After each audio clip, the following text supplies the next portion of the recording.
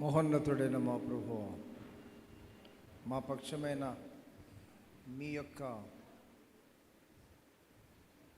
మక్కువకే వందనాలు చెల్లించుకుంటున్నాం. మేము లేకుండా మీరు ఉండలేనంటున్నారు. మేమైతే మీరు లేకుండానే ఉండటంలోనే ఆనందిస్తున్న వారిగా కనబడుతున్నాం. ప్రభువా, మీ ప్రేమకు వేరై మరిగా ప్రేమకు బద్దులమై మా ముఖాలు మీ నుండి మళ్ళించుకొని మా హృదయాన్ని కూడా మరొక దిశగా మళ్ళించుకొని మీ యందు ఆనందించవలసిన మా శరీరము అరికాలుమకు నన్నెత్తి వరకు మా దేహం నుండి ప్రతి భాగము కూడా మీ యందు ఆనందించి గంతులు వేయవలసిందిగా ఉండవలసి ఉండగా, అటుదైన ఈ దేహము వ్యర్థమైన దాని మనస్సు పెట్టి చూడని దాని వైపు చూచి ఆశించని దానిని ఆశించి మా జీవితములను నష్టపరుచుకుంటున్న సంగతి ఎరిగిన వారమై నష్టపోతున్న సంగతి మీరు మా గ్రహింపు చేయమని ఈ మధ్యాహ్నకాల కుడికే మీకు వందనాలు చెల్లించుకుంటున్నాం. కూర్చబడిన ఆత్మలకే వందనాలు. ప్రభా, మీ వాక్కు ద్వారా మీరు మాతో మాట్లాడమని ఈ సమయంలో మీ సన్నిధిని, మీ ప్రసన్నతను, మీ ఆధ్యాత్మికమైన గాలులు మా మీద వీపింపచేసి మా శరీర ఆత్మ ప్రాణములకు మీ వాక్యోపదేశము తాకినదై, మా జీవితాన్ని కదిలించినదై, మీ తట్టు మలచినదై, మీకు లోపచ్చినదై, మీ రకల ఎత్తబడే గుంపులో మీతో సమైక్యమైన జీవితమే మా ముందర జీవితం కాగునట్లుగా సహాయం చేయమని యేసు నామమున వేడుకుంటున్నాము మా తండ్రి, ఆమేన్. మంచిది, అందరికీ వందనాలు.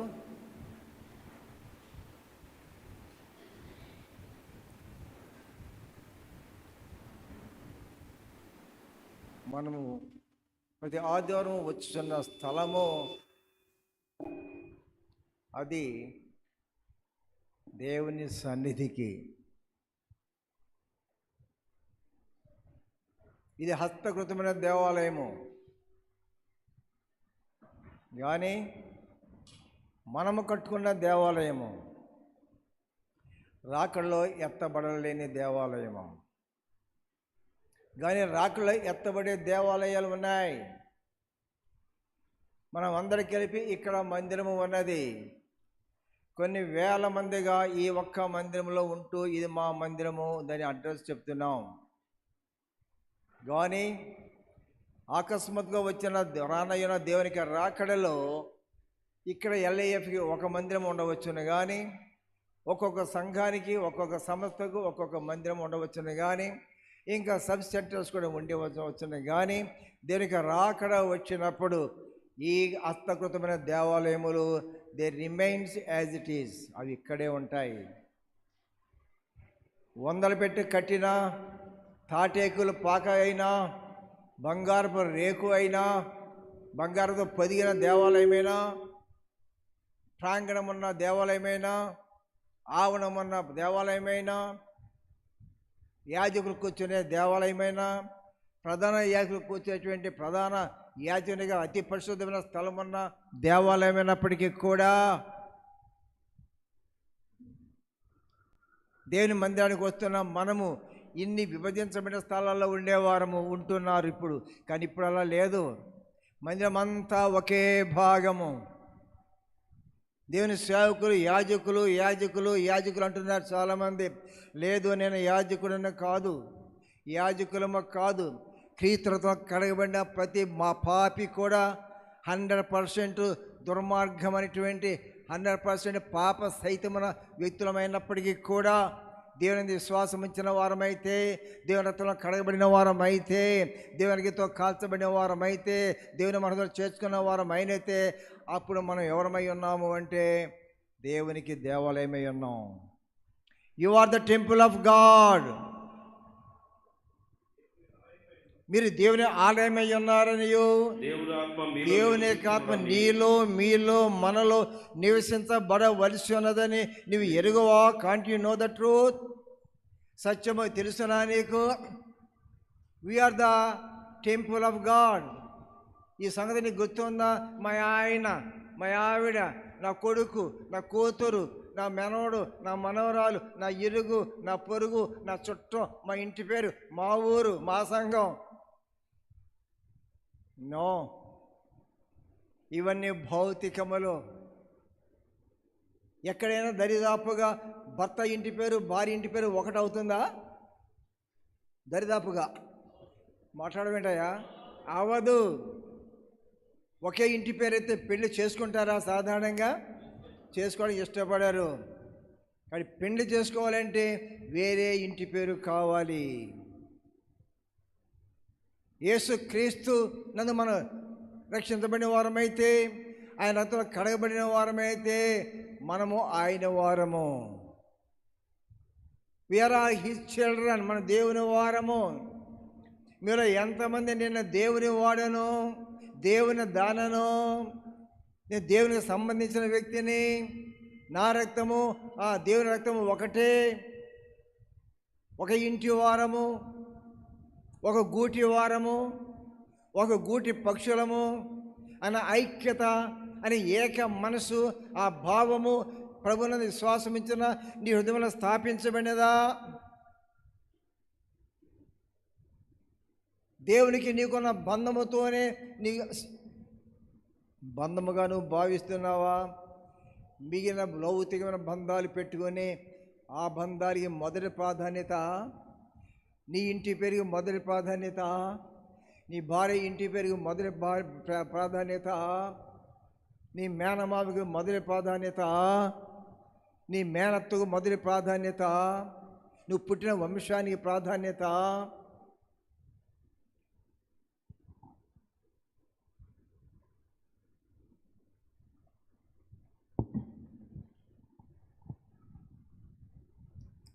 ఎక్కడ? దేవా, నీ ప్రేమ రుచించిన నాడే నన్ను నేను మర్చిపోయాను. మరి అమ్మగారికి నా పెళ్ళి ఎన్ని సంవత్సరాలు అయింది? మా ఇంటి పేరు బండి, వాళ్ళ ఇంటి పేరు కాకర్లా. పెళ్ళి అయ్యే వరకు వాళ్ళ ఇంటి పేరు వినలేదు, వాళ్ళు ఎవరో నాకు తెలియదు.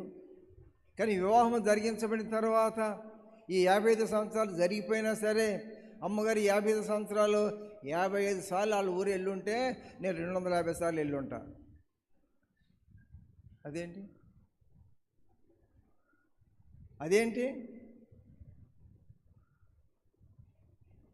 రక్షించబడిన తర్వాత నీకు నువ్వు భౌతిక సంబంధాలు కొన్న రిలేషన్షిప్ యొక్క పర్సెంటేజ్ ఎంత?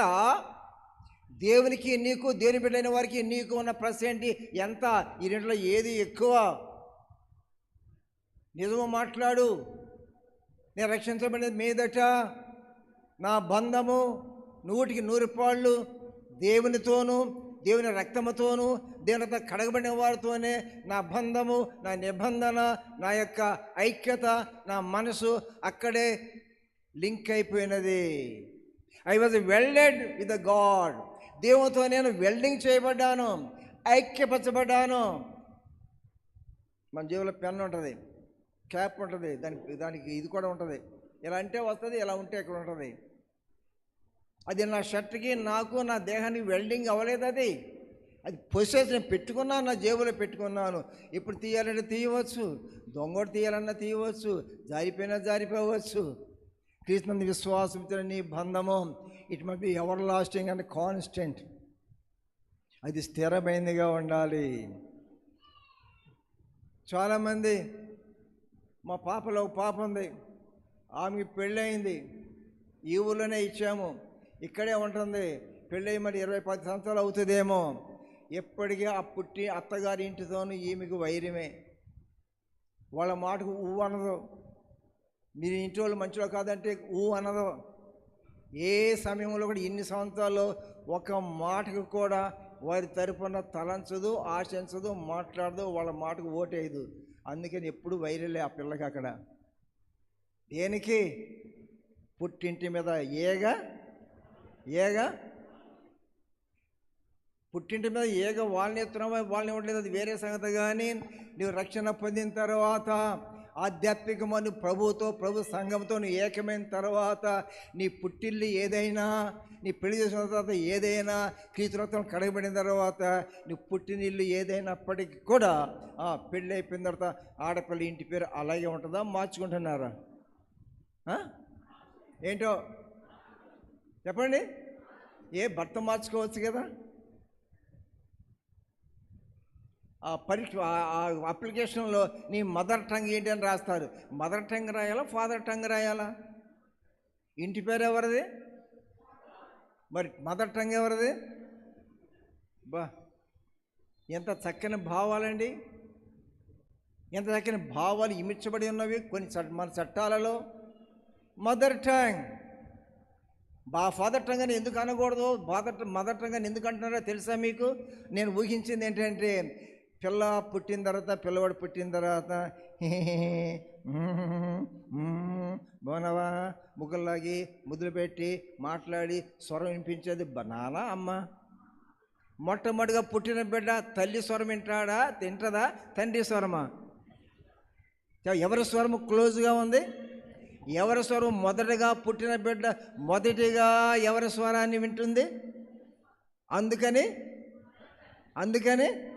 Mother tongue. నేను కొంతమంది మీలో ఎరుగుతున్నాను, భర్త ఉన్నా, భార్య ఉన్నా, పిల్లలు ఉన్నా, ఎంత ప్రోగ్రెసివ్గా ఉన్నా, చుట్టాలు ఉన్నా, మేనమామలున్నా, మేనత్తులున్నా, ఎన్ని ఉన్నా,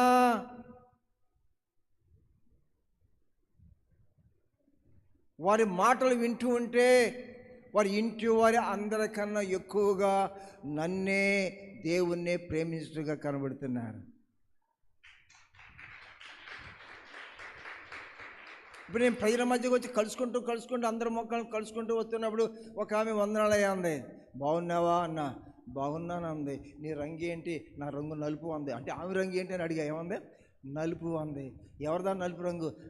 తనదేనయ్యా అంది. కాదు, నా రంగు నీ రంగు ఒకటే కదా అన్న. ఎంత ఆనందం వేసిందో, ఎంత పొంగిపోయిందో, ఎంత గంతులు వేసిందో హృదయమో చెప్పడానికి వీల్లేదు. ఆ ముఖ కలయికలు నేను చూశాను. రక్షించబడిన వారులారా, దేవుని సంబంధమైనటువంటి అంకురాలను నీకు కలిగిన నీవు నా అనేది ఇక్కడ ఎక్కువ, అక్కడ ఎక్కువ. దేవా, నీ ప్రేమ రుచించిన నాడు నన్ను అంటే తన పుట్టింటి కూడా మర్చిపోయిందా లేదా? అత్తగారింటిని, మేనమామని, మేనత్తని మర్చిపోయావా? నేను 2-3 నెలల క్రితం ఇక్కడే ఈ చెట్టు కింద కూర్చొని రక్షణ పొందే 20-30 మందితో మాట్లాడుతున్నా. అక్కడే కూర్చొని మాట్లాడుతున్నా. ఎవరో ఒక అన్నోన్ పర్సన్ వచ్చాడు, గేటు దాటాడు, లోపల దగ్గర వచ్చాడు, 10-20 అడుగుల దూరంలో నిలబడ్డాడు. ఎంతసేపు చూసి అక్కడే నిలబడ్డాడు, చూస్తున్నాడు. నేనేం వాక్యం బోధిస్తున్నా, అతను ఎవరు రావడం చూశాను, నిలబడడం చూశాను, ఎంతసేపు చూశాను, నా వాక్యాన్ని చెప్పుకుంటూ పోతున్నా. ఎప్పటికీ అలాగే నుంచున్నాడు. చూసి, ఎవరయ్యా నువ్వు? ఎవరు నువ్వు? ఏంటి బాబాయ్ అన్నాడు. ఏమన్నాడు? అయిపోయింది నా పని. అతను ఎవరో తెలియదు నాకు, అందుకని ఎవరో నువ్వు అన్నా. ఏమన్నాడు అతను? చెప్పండి. ఏంటి బాబాయ్ అన్నాడు. మరి మీ వదిన లోన్ ఉంది వెళ్ళరా అన్న. ఇంకేం చేయలేనా? నా బంధువుని మర్చిపోయాను. మర్చిపోవడం ధర్మం అని నేను అనడం లేదు. ఇప్పుడు మా బంధువులు ఊరు వెళితే, మా సొంత ఊరు వెళితే అందరూ కనపడతారు. ఎవరంటే అందరు చుట్టాలు. నువ్వెవరో నాకేమవుతావు అని అడుగుతా. వాళ్ళు చెప్తారు. కానీ అందరూ నోట్ల మీద బొట్టు ఉంటుంది వాళ్ళకి. మా చుట్టాలందరికీ బొట్టు ఉంటుంది ఇక్కడ. మరి ఇంకా అన్నిటిగా ఉన్నారు. అయినను మతము మారినా నేను శరీర బంధముగా ఉన్నది. కానీ మొగ్గుగా ఏది ఉన్నది? మొగ్గెవరు? శుభ్రవేళ నువ్వు ఎన్ని వత్తులు కొన్నా మొగ్గుందో లేదో, సమానంగా ఉందో లేదో చూస్తావా? మెల్ల కళ్ళు మూసి సంచులో వేసుకుంటావా? మరి పూర్వకాలం ఎలా ఉండేది? మన కళ్ళు ఎదురుగా తూయాలి. అదేం తూయడమయ్యా? మళ్ళీ దుయ్యే సరిపడే మొగ్గేది, కొసరేది అని అంటాము. సరే, కాబట్టి ఈ మధ్యాహ్న కాల సమయంలో పౌలు గారు అంటున్నాడు, దేవా నీ ప్రేమ రుచించినాడు, నన్ను నేను మర్చిపోయాను. అప్పటిదిన పక్కన కూర్చుంటే ఆ పిల్లకి పెళ్లి చేయొచ్చుగా అన్న. మంచిదే చేయాలనుకుంటున్నాము అంది. ఇప్పుడు పలా అబ్బాయిని చేయొచ్చుగా అన్న. పలానా అబ్బాయి చాలా చిన్నోడుగా ఉంది. చిన్నోడు ఏంటి పెద్దోడు ఏంటి చేయొచ్చుగా అన్న. ఏంటి చిన్నోడు అయితే ఏమైంది, పెద్దోడు ఏమైతే చేయొచ్చు కదా. లవ్ చేసిన వాళ్ళు నీ వయసు ఎంత అని అడుగుతున్నారా? మీ కులం ఏంటని అడుగుతున్నారా? నీ మతం ఏంటని అడుగుతున్నారా? నువ్వేం చదువుకున్నా అడుగుతున్నారా? అయినా అడుగుతున్నారా? డైరెక్ట్ అయిపోతున్నారా? చెప్పండి. ప్రభువులోకి వచ్చిన తర్వాత, ప్రభుతో ముడి వేసుకున్న తర్వాత, ప్రభుని ప్రేమించిన తర్వాత కూడా నువ్వు ఇంకా డిఫరెన్సెస్తో నీ భావాలు పెంచుకుంటూ ఉన్నట్లయితే మనం క్రీస్తు వారమని ఎలా అనగలము? కాబట్టి ఒక్కసారి మీరు గమనించండి, మనము క్రీస్తు వారమై ఉన్నాము, ఆయన సంఘమై ఉన్నాము. నీ జీవితంలో ఏ సందర్భం వచ్చినా సరే, ఏ సందర్భం వచ్చినా, నేను ఒక అతను ఫోన్ చేశాను. నేను నరసరావుపేట వెళుతూ రాత్రి, ఎక్కడ ఉన్నావు? ఎక్కడో నేను రేపల్లో ఉన్నాను. అలాగా నువ్వు తొందరగా బయలుదేరి నరసరావుపేట వెళ్ళి వాక్యం చెప్పాలయా అన్నా. నేను లేను ఇంటికాడ, నేను ఎక్కడో రేపల్లో ఉన్నాను. రేపల నుంచి చిరుగుపేట దారి ఉంది, నువ్వు అక్కడ దాకా దేని దాని మీద వెళ్ళు, అక్కడ నేను కారు అరేంజ్ చేస్తానన్నా. ఏమో ఏమో ఏమో ఎంతసేపు అడిగినా సరే సరే అని అనా చెప్పు అనలేదు. నీవు చేస్తున్న భక్తి నిజమైనట్లయితే నీ జీవితంలో ప్రభు చిత్తమనే దాన్ని కానీ, దేవుని బిడ్డలు నిన్ను ప్రేమించిన దేవుని బిడ్డలైన వారు ఆత్మీయులై ఉన్నట్లయితే వారు తమ భావాన్ని కన్నా నీ దగ్గర చెప్పినప్పుడు నీ భావాలని వేరుగా ఉన్నట్లయితే నీ భావాన్ని ఉన్న పాటున విడిచి ఆ భావానికి వంగు. అదే ఆత్మీయత అనేది. నాకు కుదరదు, నేను వెళ్ళలేను, నేను దూరంగా ఉన్నాను, పని మీద వచ్చాను. ఎందుకు ఏ పని మీద వెళ్ళావు? మా చుట్టాలు, మా ఫ్రెండ్లో ఒక ఆయన చచ్చిపోయాడు, ఆయన సమాధికి వెళ్ళాను. మంచిది అయిపోయిందా? ఇప్పుడు అయిపోయింది, మరి బయలుదేరి వెళ్ళు. వెళ్ళలేను. దేవుని బిడ్డ చెప్పిన మాటకే నేను వెళ్ళలేనంటున్నావా? వెళుతూ వెళుతూ కూడా చచ్చిపోయినా పర్వాలేదు, నీ ఆత్మ పరలోకనే వెళ్తుంది. దేవుని బిడ్డల మాట విన్నావు, దేవుని చిత్తములో నడుస్తున్నావు. నువ్వు చనిపోయిన క్షణంలో నువ్వు దేవుని చిత్తములో వెళుతున్నట్లయితే నువ్వు పరలోకం వెళ్ళిపోతావు. ఇక మీలో చాలా డిపార్ట్మెంట్లో ఉద్యోగాలు చేసేవాళ్ళు ఉన్నారు. అకస్మాత్తుగా చనిపోయినావు, ఆ రోజే సెలవు పెట్టి చనిపోయినావు. సెలవు పెట్టిన తర్వాత, సెలవు అందిన తర్వాత చనిపోయినావు. డిపార్ట్మెంట్లో అందరూ వచ్చారు, అరే అరే అరే మనోడు చనిపోయాడా? అవునరా, ఎందుకు మరి బాగోలేదా ఏంటో, మరి నేను ఇవాళ రాలేనని సెలవు పెట్టాడురా, ఇవాళ సెలవు పెట్టి చచ్చిపోయాడా? అరే సెలవు తీసేసి సెలవు పెట్టలేదు, డ్యూటీలో ఉన్నట్టుగా ఆ రికార్డ్ తయారు చేయండిరా. ఎందుకురా? డ్యూటీలో ఉండి చచ్చిపోతే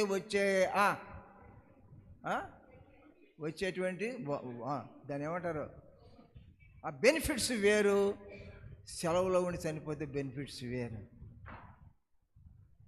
పిల్లరా, నీవు సెలవు పెట్టిన దినాల్లో నువ్వు చనిపోతే నీకు బెనిఫిట్స్ రావు. నువ్వు డ్యూటీలో చనిపోతే రావాల్సిన అన్నీ వస్తాయి. నువ్వు చనిపోయే క్షణంలో if you are in the will of God, దేవుని చిత్తంలో ఉండి చనిపోయినట్లయితే, దేవుని చిత్తంలో నడుస్తూ చనిపోయినట్లయితే, దేవుని చిత్తంలో నిలుచు చనిపోయినట్లయితే, దేవుని చిత్తం జరిగిస్తూ చనిపోయినట్లయితే, దేవుని చిత్తం జరిగించు నడుస్తూ నువ్వు చనిపోయినట్లయితే you can be in heaven. ఆ బెనిఫిట్స్ అన్నీ నీకు వస్తాయి. కాబట్టి నువ్వు ఎప్పుడు చనిపోతావో తెలియదు, కానీ నువ్వు చనిపోయే సమయము ఉద్యోగం అయినట్లయితే ఏ టైంలో జరిపితే మంచిది? డ్యూటీలోనా, ఆన్ డ్యూటీలోనా, లేకపోతే లీవ్లోనా? On and half. ఎల్లప్పుడూ మనం దేవుని చిత్తములో ఉండాలి. ఎల్లప్పుడూ మనం దేవుని చిత్తంలో ఉండాలి. రాజైన సౌలు ఉన్నాడు, సౌలు కుమారుడు యోనాతాను ఉన్నాడు. అకస్మాత్తుగా తండ్రి కూడా చెప్పకుండా మూమెంట్ వచ్చేసింది. వెళ్ళిపోవాలనుకున్నాడు, యుద్ధం చేయాలనుకున్నాడు, తన పక్షంగా తండ్రి పక్షంగా యుద్ధం చేయాలనుకున్నాడు, వ్యతిరేకాన్ని జయించాలనుకున్నాడు. మూమెంట్ వచ్చేసింది. వెంటనే తన ఆయుధం మోయవాన్ని ఫోన్ చేశాడు. హలో, నేను తలానికి యుద్ధానికి వెళ్ళాలనుకుంటున్నాను, వెంటనే బయలుదేరాలనుకున్నాను, మరి నీకు చెప్పలేదు ముందు, మరి ఆర్ యూ రెడీ అన్నాడు. నా రాజు అనేటి సౌలు రాజుగారు కుమారుడైన నీవు యోనాతాను, నీవు సిద్ధంగా ఉన్నావు అని అడుగుతావేంటయ్యా? నన్ను సిద్ధంగా ఉన్నావని అడుగుతావేంటి? లేదు, అకస్మాత్తుగా ఫోన్ చేశాను కదా, అందుకని అన్రెడీగా ఉంటామని చేశాను. ఎప్పుడు నా విషయంలో మీరు అలా భావించవద్దు. I'm ever ready. చెప్పండి చెప్పండి అడుగుతావు. I'm ever ready. దీనికి రాకడ కనురెప్పలో రాబోతుంది కాబట్టి, నీ మనము కనురెప్పలో రాబోతుంది కాబట్టి, ఈ రెండు సందర్భాల్లో కూడా నువ్వు పరలోక రాజ్యానికి వెళ్ళాలి అనుకున్నట్లయితే be ready. Come on, be ready. అప్పుడు అంటున్నాడు సౌలు కుమార్తె యోనాతో, ఏమని? నీ మనసులో ఏమి చేయాలనుకున్నావు, ఎక్కడికి వెళ్ళాలనుకున్నావు, ఎప్పుడు వెళ్ళాలనుకున్నావు, ఎప్పుడు వద్దామనుకుంటున్నావు? నేను మొత్తం ఎవరిని తెలుసా నీకు? ఎవరిని? నీ ఆయుధం మోయేవాడినే కాదు, ఇంకెవరిని? నీ ఇష్టానుసారమైన మనుషుడను. నీ ఇష్టానుసారమైన మనుషుడను. నేను ఒక మనిషిని, నాకు ఒక ఇష్టం ఉన్నది కానీ నా ఇష్టాన్ని కాలదని నేను నా ఇష్టాన్ని పక్కన పారివేశాను. ఇప్పుడు నా ముందున్నది మీ నాన్న ఇష్టమే, నీ ఇష్టమే, లేక దేవునికి ఇష్టమే. మీ నాన్న దేవుని చిత్తంలో ఉన్నాడు. యోనాతానా, మీ నాన్న దేవుని చిత్తం తప్పినా నీవు దేవుని చిత్తంలో ఉన్నవాడు అని నాకు తెలుసు. కాబట్టి నీ చిత్తమే నా చిత్తము, నీ ఇష్టమే. If you are ready, I too ready. Are you ready? నీ మనసులో ఉన్నదంతా చేయండి, పోదం రమ్ము, నీ ఇష్టానుసారంగా నేను నీకు తోడుగా ఉన్నానని అతను. నాకున్న అలవాటు ఏంటంటే, అమ్మగారు కూడా చెప్పకుండా కారుకి వెళ్ళిపోతా. నిన్న కూడా అట్లాగే వెళ్ళిపోయా. రాత్రి చాలా ఎన్నో గంటలైంది. అప్పుడు ఫోన్ చేశారు, నాకు కాదు, ప్రక్కన యేసు గారు ఫోన్ చేశారు. ఎక్కడా? అయ్యా, మేమన్నీ పలానా గుంటూరు దాటి పలానా తోట ఉన్నామమ్మా. ఎక్కడికి వెళ్తున్నారు? నాకు తెలియదమ్మా. ఎప్పుడు వస్తారు? నాకు తెలియదమ్మా. కొన్నిసార్లు భార్య ఫోన్ చేస్తుంది, మరి బజార్కి వెళ్ళి ఎంతసేపు ఉన్నావేంటి, ఇంక రాలేదేంటయ్యా? లేదమ్మా. మరి ఎక్కడున్నావు? ఆ బజార్లో అయ్యగారు కారు ఎదురుపడింది, ఎక్కువ అన్నారు, బండి పక్కన పెట్టి ఎక్కాను. ఎక్కడికి వెళ్తున్నారు? ఏమో నాకు తెలియదమ్మా. అది అయ్యగారు ఎక్కమన్నారు అన్నావు కదా. ఎక్కడికి కానీ అడగలేదు నేను, ఎక్కమన్నారు, ఎక్కేసాను. ఎక్కడికి వెళ్తున్నాను తెలియదు, ఎప్పుడు వస్తారు తెలియదు. Are you ready? నేర్చుకోనండి. రక్షించబడిన వాళ్ళరా, you are not your own property. నీవు చిత్తము జరిగించుకోవడానికి నీవు నీ వాడవు, నీ దానవు కాదు. రక్షించబడిన తర్వాత we are God's, we belongs to the God. మన చిత్తాలు కాదు, మన ఇష్టాలు కాదు, మన ఆశలు కాదు, మన కోరికలు కాదు, మన టైం టేబుల్ కాదు, మనవి కాదు. ఇక జీవించేది నేను కాదు. ఒకసారి చింతలకు ఫోన్ చేస్తాను, వెంటనే బయలుదేరి పలువురు మీటింగ్కి వెళ్ళామా అన్న.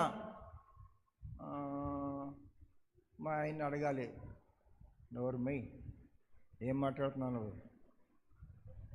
ఏమో, ఒక్కొక్కసారి నేను రాలేనేమో, కుదరదేమో.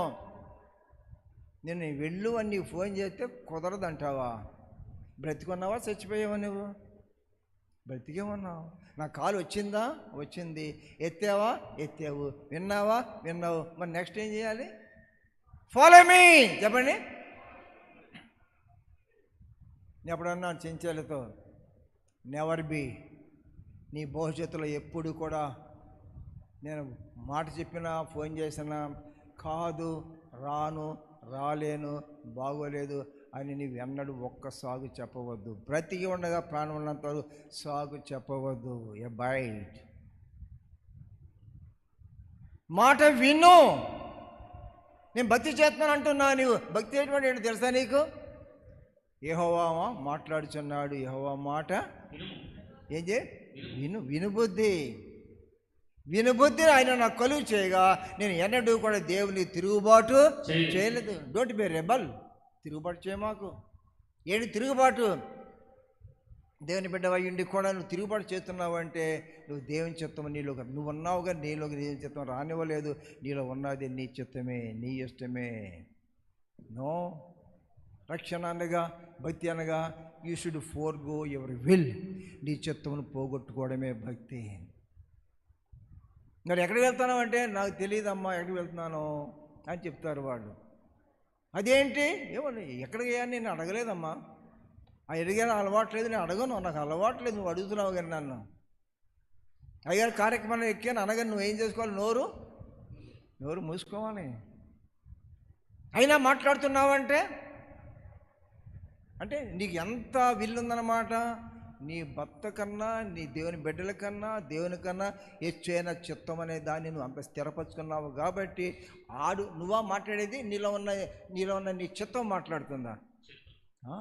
మరి చిత్తమును సమర్పించుకుందాం దేవునికి.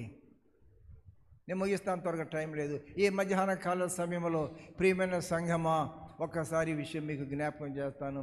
అదేమిటి అంటే దేవుని ఆత్మీయ మెట్లో ఉన్నటువంటి నీవు ఒకవైపున శరీరము, ఒకవైపున ఆత్మ. శరీరము నీవు కలిగి ఉన్నావు, ఆత్మను కలిగి ఉన్నావు. ఈ రెండింటిని కలిగి ఉన్నావు నీవు. కానీ నువ్వు నీ శరీరమునకు పక్షమైన వ్యక్తివా, నీ ఆత్మకు పక్షమైన వ్యక్తివా? You the person. ఓ ఈ వ్యక్తి, ఓ మానవా, నేనంటున్న వ్యక్తి, నీవు దేవుని చిత్తములో ఉన్నావా, నీ చిత్తములో ఉన్నావా?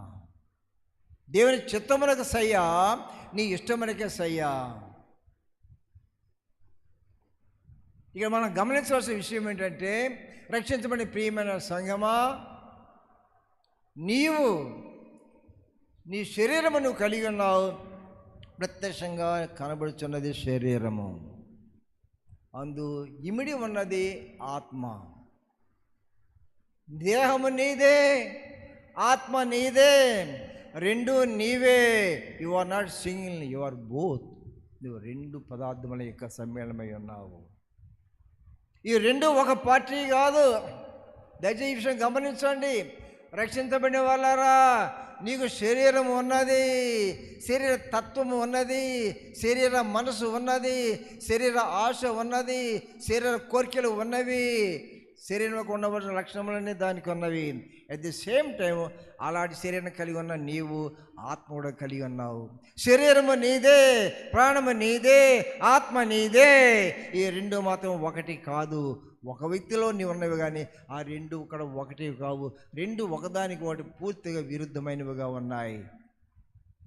భార్య భర్త పట్టలేదంటారు కొంతమంది, ఇంకెవరికో వివాదం వచ్చిందంటారు, వాళ్ళిద్దరూ ఐక్యత లేదంటారు, వాళ్ళందరూ కలిసి ఉండలేకపోతున్నారంటారు.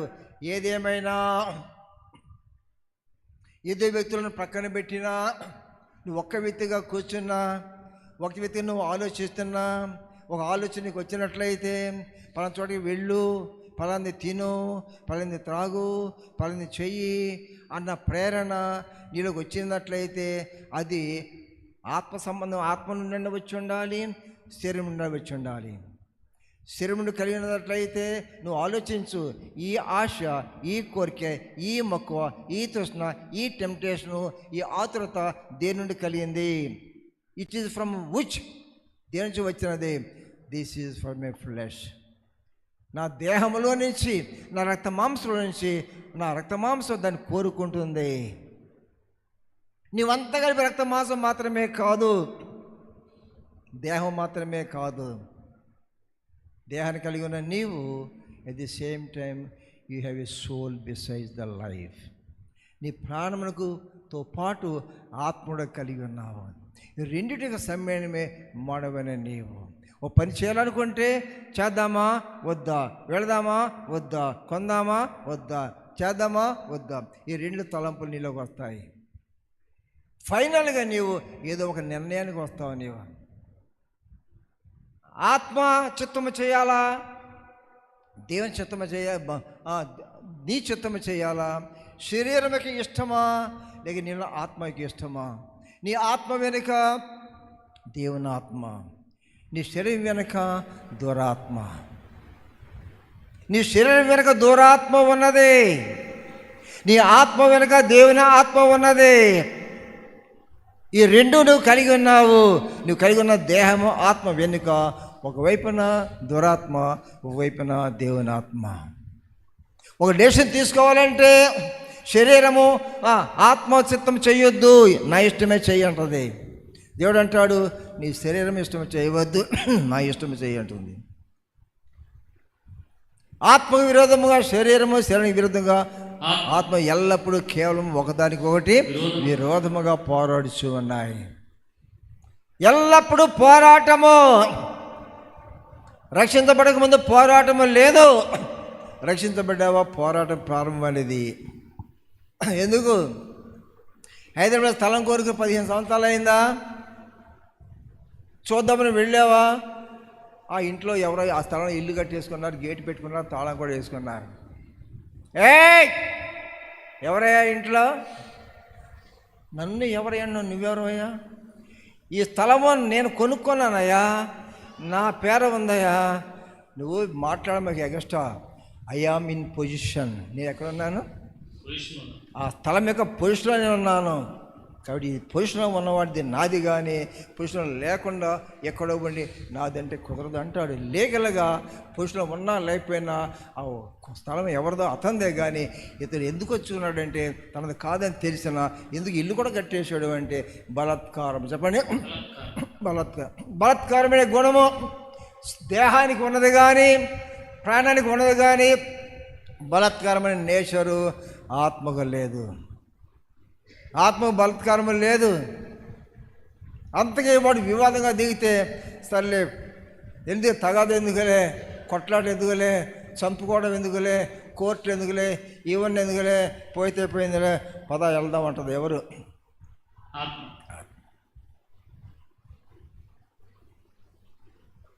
ఎందరూ దేవుని ఆత్మ చేత నడిపించబడుదురు, వారు దేవుని కుమారులుగా ఉంటారు. ఈ మాట వివరించి ముగిస్తాను. ప్రియమైన సంగమా, నీవు 2 వేరు పదార్థముల యొక్క సమ్మేళనమై ఉన్నాము. నువ్వు రక్షించబడినప్పటికీ, నీలో దేవుని యొక్క ఆత్మ అధికార పక్షంలో ఉన్నప్పటికీ దానితో పాటు శరీరం ఉంది కాబట్టి అక్కడ ప్రతిపక్షం కూడా ఉంటుంది. ప్రతిపక్షం ఎక్కడ కూర్చుంది? దేహంలో కూర్చుంది, రక్త మాంసంలో. అధికార పక్షం ఎక్కడ కూర్చుంది? నీ హృదయంలో కూర్చున్నది. నువ్వు ఏ గవర్నమెంట్ అయినా చూడండి, ఇవాళ ఏ ప్రభుత్వం అధికార పక్షము ఉందో అధికార పక్షంలో అధికారంలో కూర్చుంటారు. కానీ ప్రతిపక్షం వాళ్ళు కూడా సీట్లు ఉంటాయి, ప్రతిపక్ష నాయకులు కూడా సీట్లు ఉంది. వారికి ఆ వర్తమానం తెలియజేయాలి, వాళ్ళు రావాలి, వారిని పిలవాలి. యెహోవా సన్నిధికి వెళ్ళినప్పుడు, దేవుని దూతలు కలుసుకున్న సమయం వచ్చినప్పుడు అక్కడ అపవాది కూడా వచ్చాడట. ప్రభు ఏంటి నీవు వచ్చావేంటి అని అడిగాడంట. ఏమని చెప్పింది అపవాది? భూమి మీద అటు ఇటు తిరుగుతూ వచ్చాను అంది. ఎందుకు వచ్చావు? రాజ్యసభ దొరుకుతుంది అందుకే నేను వచ్చాను అంది. అరే మేము అధికార పక్షం కదా, అధికార పక్షమే. అధికార పక్షం ఉన్నా సరే ఏ కాన్స్టిట్యూషన్ లేదు, ప్రతిపక్షానికి చోటు లేదా?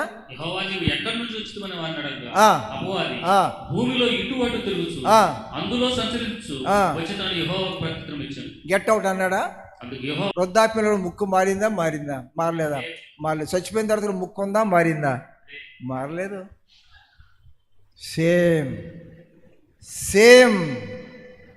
సేమ్ అన్నది ఉన్నందువన్నంత మాత్రం చేత don't enter in to the shameful life. Same అయినప్పటికీ, చిన్నపిల్లవాడు అయినా, యవన కాలంలో ఉన్నా, యవన కాలం దాటినా, పెండ్లి అయినా, వృద్ధాప్యం వచ్చినా, తాత అన్నాడు మనవడు. ఏంటి మనవడు అన్నాడంట. తాత అడుగో మా నాన్న. మీ నాన్న ఎట్రా? నా కొడుకు రాన్నాడంట. నీ కొడుకేమో మా నాన్న. అదిగో మా అమ్మ. తాత మరి మా అమ్మ ఏది అన్నాడంట. ఇది మా అమ్మ ఏది అన్నాడంట. మా అమ్మ లేదురా, చచ్చిపోయింది అన్నాడంట. చచ్చిపోతే మరి పెళ్లి చేసుకోవచ్చుగా అన్నాడంట. చేసుకుంటాను కానీ ఎవరు ఇస్తారా పిల్లని అన్నాడంట. ఏంటి ఎవరిస్తారు? చింత చచ్చినా నో చిన్నపిల్లవాడైనా వదిలే మాకు. చిన్నపిల్లవాడైనా వయసుకి మించిన స్వభావం ఉన్నది. యవనకాలం రాకపోయినా యవనకాలం మనసు ఉన్నది. చాలామంది పిల్లకాయలు చిన్నపిల్లలు బువ్వలాట ఆడుకుంటున్నారు. ఏమంటే బువ్వలాట, పిల్లకాయలు ఆట ఆడుతున్నారు. పిల్లకాయలు ఆట ఆడుతున్నారా, పెద్దోళ్ళు ఆట ఆడుతున్నారా? నో, వయసు పిల్లకాయలే కానీ పెద్దలాడి ఆట ఆడుతున్నారు. ముసోడు అయిపోయినా, కాళ్ళు లేకపోయినా, మొగలు వంగకపోయినా, పళ్ళు ఊడిపోయినా, రెప్పలు నిలవపోయినా, తలంపులు బోడులైనయా? తలలు బోడులైనా తలంపులు బోడులవదు. No age. వయసును ముందు పెట్టుకో మాకు. వయసు అనేది నీకు పర్మిషన్ ఇచ్చిందా? వయసు పర్మిషన్ ఇచ్చేది కాదు. నువ్వు వయసు అడ్డం పెట్టుకుని బతుకుతున్నావేమో ఒకవేళ. What ever the age it may be. అన్ని వయసుల్లో కూడా శరీరం ఉన్నంత వరకు ఆ శరీర నియమనే తత్వం దానిలో నిలిచి ఉంటుంది. బాల్య వయసు అన్నా ఆ శరీర ఇచ్ఛను జయించాలి. యవన కాలానికి వచ్చినా జయించాలి, కౌమార్యానికి వచ్చినా జయించాలి, వృద్ధాప్యానికి వచ్చినా జయించాలి. నేను కురవాడిని ఎరుగుదరు. అతను కోరిక ఏంటంటే నాకన్నా ఎత్తుకుంటాడు, నేను అయ్యగారు కారు తోలాలి. ఏంటి కోరిక? తన బతుకంతట్లో ఉన్న మొదటి వాంఛ అంటే నేను అయ్యగారు కారు తోలాలి. అదే వాంఛ. ఆ అవకాశం కూడా ఎదురు చూస్తున్నాడు. ఎవరైనా సరే నాకన్నా ఎత్తు అయిపోయాడు, మంచి పర్సనాలిటీ వచ్చాడు, ఇంకా డ్రైవింగ్ ఇవ్వలేదు అతనికి. అలాంటి వాడికి ఒక వ్యాధి వచ్చింది, మరణకరమైన వ్యాధి. ఎన్ని రకాల మందులు వాడినా వ్యాధి పోవడం లేదు. మంచం బట్టి లెగలేకపోతున్నాడు. నెలలు, మాసములు, సంవత్సరాలు గడిచిపోతున్నవి. మనసుకే పడిపోయి మంచం మీద పడి ఉన్నాడు, లేవలేకపోతున్నాడు. స్వస్థత లేదు అంటున్నారు వైద్యులు. ఇతను మంచం దగ్గర లేవలేడు అంటున్నారు వైద్యులు. అతనికి అర్థమైపోయింది, చనిపోతాను, ఇలాగే చనిపోతాను అర్థమవుతుంది. కానీ తన కోరిక చావలేదు. ఏంటి కోరిక? ఏంటి కోరిక? అయ్యగారు కారు తోలాలన్న కోరిక చావలేదు. ఆ కోరిక వెంటాడుతూ ఉన్నది. నేను మంచం దగ్గరికి వెళ్ళాను. ఎరా బాబురావు ఎలా ఉన్నావు? బాగున్నావు అని ప్రార్థన మాట్లాడుతున్నాను. అన్న బాగా ఉన్నాను, నా కోరిక మీ కారు తోలాలని. కానీ మంచం దగ్గర లేవలేను, నాకు ఆరోగ్యం రాదు అని అంటున్నారు వైద్యులు. అయితే అయింది లేరా, నీ ఆత్మని సిద్ధపరచుకోరా, నువ్వు చనిపోయిన పొలాన్ని వెళ్ళొస్తూ దైవం అయిపోయినా పర్లేదు, ప్రార్థన చేసుకోరన్నా. అన్న ప్రార్థన చేసుకుంటున్నాను కానీ నా తలంపుల మీద జయము రావడం లేదు. ఏంటి? నా తలంపుల మీద జయము రావడం లేదు. నేను కాలు కదపలేను, నా కాలు నాకు నొక్కుతూ ఉంటే అక్కడ కూడా నా మనసు పాడైపోతుంది. నేను నరకానికి వెళ్ళిపోతానేమో, నాకు భయం వేస్తుంది. కాబట్టి నా కొరకు ప్రార్థన చేయండి. నువ్వు సిక్ అయిపోయినా నేను నా శరీర స్వభావం సిక్ అవ్వదు. దానికి ఏజ్ లిమిట్ లేదు. It is always vigorous. 5 సంవత్సరాలైనా యవన కాలం మనసే, యవన కాలం వచ్చినా యవన కాలం మనసే, పెళ్ళైనా ఆ మనసే, వృద్ధాప్యం వచ్చినా ఆ మనసే. మనసు లేవలేక చచ్చిపోతున్నాను అనుకుంటున్నా కానీ ఆ మనసు అప్పటికన్నా పోయిందా, వదలి అట్టగా ఉందా? The nature is such. ఆలోచించండి. చివరిగా మాట్లాడుతున్నాను. నీ శరీరము పక్షముగా నీవు ఉన్నావా? శరీరంలో ఆత్మచేత శరీరం జయిస్తున్నావా, లేక ఆత్మతో శరీరం జయించకుండా శరీరమే ఆత్మను జయిస్తుందా? ఈ రెండిటిలో దేనికి విజయం ఇస్తున్నాం మనం? ఎందుకు శరీరం తృప్తిపరచుకుంటున్నావు? నా ప్రాణమా, నా ప్రాణమా, నా ప్రాణమా, తిను తిను, త్రాగు త్రాగు, సుఖించు సుఖించు సుఖించు. ఏంటది? ఎంత హ్యాపీ అండి! తప్పులు చేస్తున్న వారు ఎంత ఆనందము! భక్తి తెలిసినా, భక్తి ఒకటి చవి చూచినా, భక్తి చేతున్న వారు కనబడుతున్నా, దేవుని వాక్యం హెచ్చరిస్తున్నా, దేవుని ఆత్మ గద్దిస్తున్నా, why you are yielded to the sinful nature. ఆ పాప స్వభావమునకు చోటిచ్చినావు. కానీ ఆ స్వభావము నీ దేహంలో ప్రవేశించి నీ దేహాన్ని ఏలుతూ ఉన్నది. ఎందుకు ఇంకా పాపాన్ని విడిచిపెట్టలేకపోతున్నావు? పాపం ఎందుకు విడిచిపెట్టే మనసు రావట్లేదు నీకు? పాపం బహుగా ఆనందిస్తున్నావు. అరే ఆ పాపను ఎలా ఆనందిస్తున్నావు? నీలో ఆ పాప నైజము, ఆ స్వభావం ఉంది కాబట్టి ఆకలి ఆకలి ఆకలి అంటుంది. ఆ క్రేవింగ్ అనే స్వభావం ఎప్పుడు చచ్చిపోతుందో అప్పుడు ఇక ఆకలి లేదు. పిల్లరా, ఈ మధ్యాహ్న కాల సమయం మందు నువ్వు ఎక్కడున్నావు? నీ అంతరంగం ఎవరితో పంచుకోవద్దు. ఎవరికి నువ్వు ఎలా ఉన్నావో చెప్పవద్దు. కానీ నువ్వు ఎలా ఉన్నావు సంగతి ఎవరికి తెలియదు. దేవునికి తెలుసు, నీకు కూడా తెలుసు. నువ్వు ఎక్కడున్నావో చెప్పండి. నువ్వు ఎక్కడున్నావో నేను ఎక్కడున్నా నాకు తెలుసు. Don't bluff. పైకి మాట్లాడింది నిజమో కాదు, లోపల ఉన్నది అది వాస్తవము. కాబట్టి ఈ దినాల్లో ప్రియమైన సోదరులను రక్షణ పొంది వెళ్ళినప్పటికీ నువ్వు దేహాన్ని తృప్తిపరుచుకుంటున్నావా? దేహాన్ని తృప్తిపరిస్తే నీ ఆత్మను సిలువ వేస్తావు, దేవుణ్ణి సిలువ వేస్తావు. రేపొద్దు నీ ఆత్మ కూడా నరకములో ఆ సిలువ శ్రమను అనుభవించవలసి వస్తుంది. కాబట్టి నువ్వు మధ్యాహ్నం కలిసే ముందు నువ్వు ఏ నిర్ణయం తీసుకోబోతున్నావు, ఏ నిర్ణయం రావాల్సిన వ్యక్తి ఉంటున్నావో ఒకసారి మీరు శరీరమునే తృప్తిపరచుకుంటున్నావా? శరీరం చెప్పిన మాటలన్నీ వింటున్నావా? శరీరం ఏది ఇమ్మంటే ఇస్తున్నావా? శరీరం దేన్ని చేయమంటే అది చేస్తున్నావా? శరీరంలో ఉన్నటువంటిది నీవు కాదు, శరీరం నీదే. కానీ శరీరంలో నీకు వచ్చిన దుష్ట స్వభావము ఆశలు ఉన్నవే అవి నీవు కాదు. You are captured by the satanic spirit. ఒక దురాత్మ, ఒక పాపం అనే ఆత్మ అది నిన్ను పట్టుకున్నది, అది నీలో ప్రవేశించింది. ఒక కుక్కను కట్టేసావు, భౌ భౌ భౌ భౌ అంటుంది. నక్కను కట్టేసావు, నక్క అరుపరుస్తుంది. దేన్ని కట్టేస్తే అదే అరుపరుస్తుంది. ఏంటి గోల గోల, ఏంటి కాకి గోల, కాకి గోల, కావు కావు కావు కావు కావు. ఏంటి కాకి గోల? కాకి ఉంది కాబట్టి కాకి గోల వేస్తుంది. కాకిని తీసేసి మరి కోకిలను పెట్టండి మా పందిరంలో, ఇప్పుడు ఏమైనా పడుతుంది? ఏమండి కోకిల స్వరం తెలియదు నీకు? కూ కూ కూ కూ కూ కూ కూ కూ కూ కూ కూ. నోరు తిరిగితే కూ అంటదా? నోరు తిరిగితే కావు అంటదా? పొరపాటున కావు అంటదా? ఎందుకని? ఆత్మానుసారులు ఆత్మీయ విషయాలు మనస్కరిస్తారు, శరీరానుసారులు శరీరం. ఎవరు నువ్వు? అది తప్పు చేసేవాడు ఎందుకు చేస్తున్నా తెలుస్తున్నా? అబ్బబ్బబ్బబ్బబ్బబ్బబ్బబ్బబ్బబ్బా, తప్పును వదలలేకపోతున్నాడు. ఏంటంటే వదలేకపోతున్నావు. కారణం ఏంటంటే అంత తృప్తి ఉంది దానిలో. ఎంత?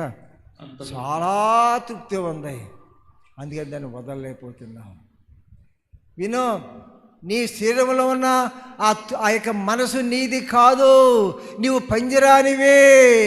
పంజరము కాకి కాదు, పంజరము కాకి కాదు, ఆ పంజరము కోకిల కాదు. నీ ఒక సెల్, నీ ఒక దేహము, నీ ఒక ఆకారము, నీ ఒక స్పేస్ మీరు దేనికి అప్పగించుకుంటారో దానికే దాసులు అవుతారు. To which you are committing yourself. ఎందుకు పాపం నిన్ను ఏలుస్తున్నది? పాపం ఎందుకు చేస్తున్నావు అంటే అబ్బా అబ్బా అబ్బా అబ్బా అబ్బా అబ్బా అబ్బా అబ్బా గుబ్బా గుబ్బా గుబ్బా గుబ్బా గుబ్బా గుబ్బా గుబ్బా అబ్బా అబ్బా. ఎంత ఆనందిస్తున్నావో! నీవు ఆనందిస్తున్నావు అనుకుంటున్నావు, నీవు తృప్తి పొందుతున్నావు అనుకుంటున్నావు. కాదు, నీలో ఒక దురాత్మ ప్రవేశించినది. నీ దేహం అనేటువంటి ఆ పంజరములో ఒక కాకి ప్రవేశించింది. కాకిని రానిచ్చినావు, కాకిని ఉండనిచ్చినావు. అందుకని ఏమి వింటున్నావు?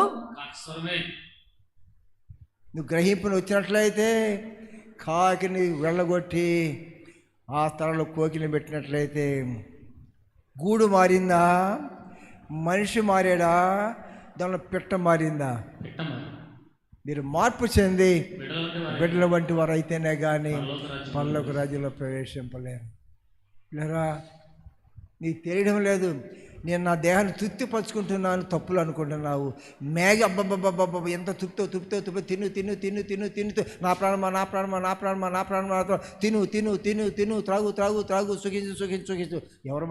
ఎవరితో మాట్లాడుతున్నారండి? తన ప్రాణముతో తానే మాట్లాడుకో. నువ్వు నా ప్రాణమా తిను. అనేక సంవత్సరాలు కాల్చిన విస్తారమైన ఆస్తిని సంపాదించాను. సుఖించు, తినుము, త్రాగము, సంతోషించుము. అయితే జాగ్రత్త, దయచేసి గమనించు. నీవు ఎందుకు ఆతురపడుతున్నావు తప్పు చేయడానికంటే అది నీ ఇష్టం అనుకుంటున్నావు. నీ ఇష్టము కాదు.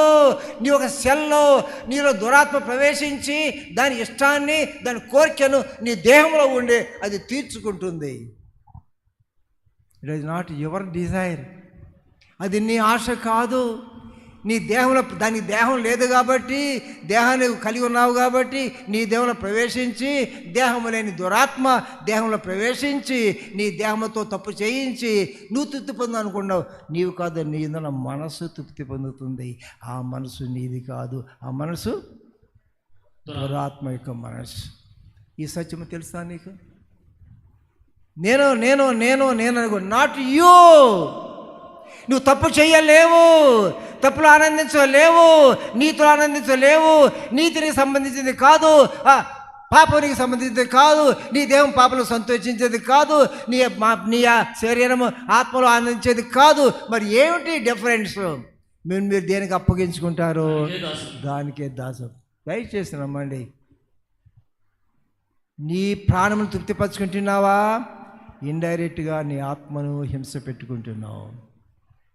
లేదు, నీ ఆత్మని సంతోషపరిచేవా? ఏం చేయాలి? సైమల్టేనియస్గా నీ ఆ శరీరమును దుఃఖపరచాలి. శరీరం దుఃఖపరిస్తే ఆత్మను మెరుగుపరుచుకుంటావు. ఆత్మను దుఃఖపరిస్తే శరీరాన్ని సంతోష పెట్టుకుంటావు. Either this or that. నీవు కాదు, నీవు కాదు, నీవు ఒక ప్రదాయమై ఉన్నావు. నీవు మిమ్మల్ని దేనికి అప్పగించుకుంటే అక్రమం చేయుటకై, అపవిత్రతకును, అక్రమమునకును, మీ అవయములను దాసులుగా ఎలాగ అప్పగించుకున్నారు, అలాగే పరిశుద్ధతకై ఇప్పుడు మీ అవయములను నీతికి దాసులుగా అప్పగించుకోరండి. తీరాన్ని చనిపోయిన తర్వాత, పాపంలోనే చనిపోతే, దేహాన్ని తృప్తిపరచుకునే చనిపోతే, నీవు చనిపోయిన తర్వాత నరకానికి వెళ్ళిపోతావు. ఆ వ్యక్తి పేరు ఏంటంటే ధనవంతుడు. ఆ ధనవంతుడు కాదు, శరీరం తృప్తిపరచుకుని సంతోషించిన వారు అందరూ కూడా వాళ్ళ పేరు ధనవంతుడు. శరీరంలో సిలువ వేశాడు లాజరు, ఆత్మను సంతోషపెట్టాడు. ఆత్మను జీవింపచేసుకున్నాడు, శరీరాన్ని చెదగొట్టుకుంటూ కూర్చున్నాడు. శరీరం ఆనందపరుచుకుంటున్నావా? నీ ఆత్మ నశించిపోతుంది. శరీరం దుఃఖపరచు, ఆత్మ సంతోషిస్తుంది. శరీరం సంతోషపెట్టు, ఆత్మ దుఃఖపడుతుంది. అయితే దిస్ ఆర్ దట్. శరీరం తృప్తిపరుద్దామా? ఆత్మను తృప్తిపరచుకుందామా? ఆత్మను మెరుగుపరుచుకుందామా? శరీరం మెరుగుపరుచుకుందామా? ప్రభు అంటున్నారు, ప్రభు సిలువ వేయబడినప్పుడు ఆయన సిలువలో ఆయన దేహము అది క్రూసిఫై అయినది. ఆయన సిలువ వేయబడినాడు, ఆయన కొట్టబడినాడు, ఆయన హింసించబడినాడు, అవమానపరచబడ్డాడు. ఆయన శరీరం అంతా నలుగుగొట్టబడి అరికాలు కూడా నండెత్తి వరకు సిలువ శ్రమ శ్రమ శ్రమ శ్రమ. అమ్మో అమ్మో అమ్మో అబ్బో అబ్బో అబ్బో అబ్బో.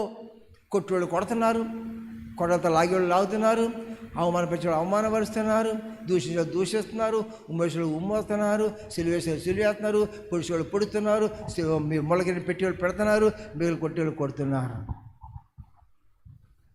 పంచగాయములతో ఆయన్ని హింసిస్తూ ఉన్నారు, హింస అనుభవిస్తున్నాడు. ప్రభా ప్రభా ప్రభా భరిస్తాను భరిస్తాను భరిస్తాను భరిస్తాను. అరే నీవు హింసను భరిస్తాను, నువ్వు పాపం చేయలేదు కదా, నీవెందుకు భరిస్తావని అంటున్నావయ్యా? ఆయన నేను పాపం చేయలేదు కదా ప్రభా, నేనెందుకు హింస అనుభవించాలి ప్రభా? లేదు, లోక పాపను మోసుకొని పోవు దేవుని గొర్రెపిల్ల.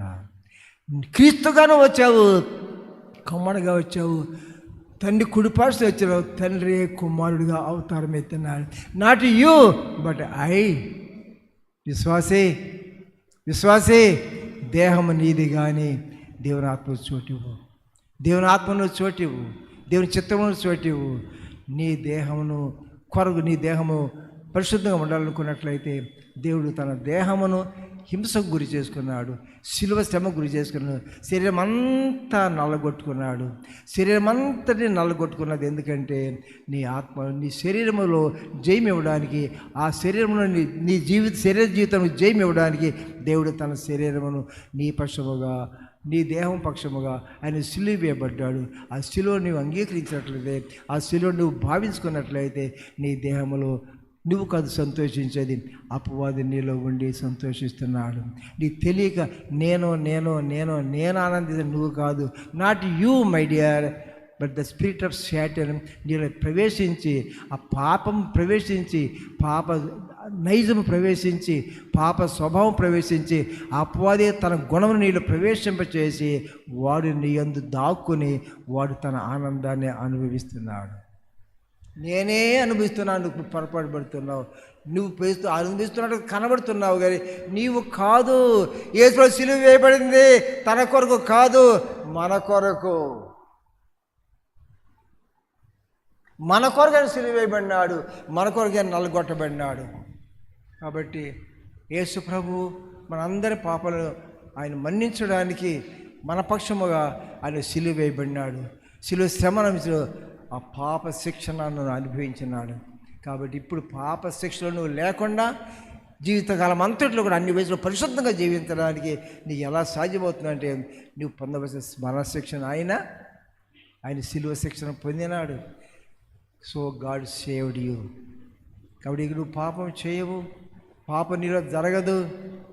ఎందుకంటే నీ పక్షముగా దేవుడు నీలోనికి వచ్చి నువ్వు దేవుని అంగీకరించడం ద్వారా, దేవుని ఆత్మ నీలో ప్రవేశింపచేసుకోవడం ద్వారా, నేను దేవుని ఆత్మ నివాసం చేసుకుని పాపని చోటు లేకుండా, దుష్ట జీతాన్ని చోటు లేకుండా ఆయన నిన్ను ఏలువానిగాను, నేను నడిపించువానిగాను పరిశుభ్రమైన జీతం నీ దేహంలో ఉండగా ఆయన ఇచ్చేవాడు ఉంటున్నాడు అనే విషయాన్ని గమనించి ఈ విషయాన్ని మనం ఆలోచించుకొని ప్రియమైన సంఘమా శరీరం తృప్తిపరుచుకుంటున్నావా, నీ ఆత్మను హింసపరచుకోబోతున్నావా? నీ శరీరమును హీనపరిచి శరీరమైన సిలువ వేస్తున్నావా, ఆత్మను రక్షించుకుంటావా? నీ ఆత్మ ఆనందంలో ప్రవేశించాలంటే నీ శరీరమును సిలువ వేయి. అప్పుడు నీ ఆత్మ విడుదల పొంది రక్షణలో ప్రవేశిస్తుంది. మరి సిలువను చేస్తున్నావా? సిలువ వేయడానికి ఎక్కడది నీకు సహకారం అంటే దేవుడు నీ పక్షముగా ఉండి ఆయన సిలువ శ్రమంతా అనుభవించి ఆయన రక్షణను నీ కొరకు పణముగా ఇచ్చి ఉన్నాడు. కాబట్టి ఈ మధ్యాహ్న కాల సమయమందు ఇంకా పాపంలో ఉంటున్నావా, ఇంకా శరీరానికి బానిస అయిపోయినావా, ఇంకా శరీరంలో ఉన్న ఆనందం అంతా అనుభవిస్తున్నాను నేను అబ్బా తిను ప్రాణమా తిను త్రాగు సుఖించు అనుకుంటున్నావా? ఓయి పిచ్చివాడా, ఓయి వెర్రివాడా, నేను దుఃఖి పొందుతాను అనుకుంటున్నావు. నీలో మరికి పురుగు ప్రవేశించి అది నిన్ను వశపరుచుకొని నీ దేహమునకు దానిలో ఆవరించి నీ దేహంలో అడ్డం పెట్టుకుని అది అనుభవిస్తున్నది. దెయ్యాలు పడతాయి కొంతమందికి. దెయ్యం పెట్టిన తర్వాత ఏం చేస్తారంటే ఆ దెయ్యం ప్రాణం పోయింది కాబట్టి, దేహం పోయింది కాబట్టి, దేహం లేదు కాబట్టి తప్పు చేసి ఆనందించడానికి అప్పుడు దేహం మనం అంటూ పడద్ది. అది ప్రత్యక్షంగా దెయ్యం పడద్ది. ఆ ప్రయత్నం ఏం చేస్తుంది అంతా అదే అనుభవిస్తుంది. కానీ నువ్వేమనుకుంటావు? నేను అనుకుంటా. నీవు కాదు. నువ్వు తప్పు చేస్తూ ఆనందించేది నువ్వు కాదు. నువ్వు భక్తి చేస్తూ నీతిగా ఉండేది నీవు కాదు. ఇక నువ్వు జీవించేది నేను కాదన్నా యందు క్రీస్తు. నీ యందు క్రీస్తు చోటిస్తున్నావా? నీకు అపవాది చోటిస్తున్నావా? దురాత్మ చోటిస్తున్నావా? దేవుని ఆత్మ చోటిస్తున్నావా? దేవుని నీతి చోటిస్తున్నావా? అవినీతి చోటిస్తున్నావా? నిన్ను దేనికి అప్పగించుకుంటున్నావు? దానికి నువ్వు దాసులు అయిపోతావు. ఈ వాక్యాన్ని భావన గ్రహించి మన హృదయాలు దేనికి ఒకసారి అప్పగించుకుందాం, ప్రార్థన చేసుకుందాం.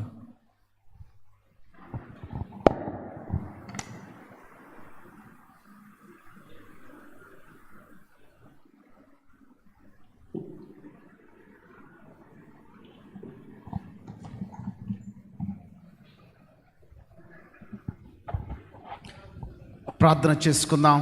మనం వినినటువంటి వాక్యాన్ని బట్టి శరీరానికి ఆత్మకు ఈ రెండింటికి మధ్య ఎప్పుడు పోరాటం ఉంటుంది. మన జీవితములలో వాక్యము వినిన తర్వాత మన వాక్యమైనటువంటి వెలుగులో మనం పరిశీలన చేసుకున్నప్పుడు ఎక్కడ ఉన్నాం? శరీరాన్ని సంతోషపెట్టేటువంటి పనిలో ఉన్నామా? తినుము, త్రాగుము, సుఖించుము, ఎందుకంటే నాకు అన్నీ ఉన్నాయి, అన్నీ సమృద్ధిగా ఉన్నాయని చెప్పి నువ్వు అనుకుంటూ ఉన్నావు. నేను బాగున్నానని చెప్పి అనుకుంటున్న వ్యక్తులుగా ఉండవచ్చును. ఒకవేళ దేవుడు మన ప్రాణాన్ని ఈ రాత్రి అడిగితే ఏమైపోతాం? మనం సంపాదించుకున్నది ఎక్కడికి ఏమైపోతుంది? ప్రేమైన సహోదరి సహోదరుడా, ఒకవేళ మనము మన శరీరాన్ని సంతోషపెట్టుకునే ప్రయత్నంలో ఉన్నామా?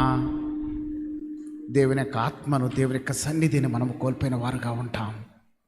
అందుకోసం కాదు కదా దేవుడు మనల్ని రక్షించుకున్నది, అందుకోసం కాదుగా దేవుడు మనల్ని పిలుచుకున్నది, అందుకోసం కాదుగా దేవుడు నిన్ను స్వస్థపరిచింది.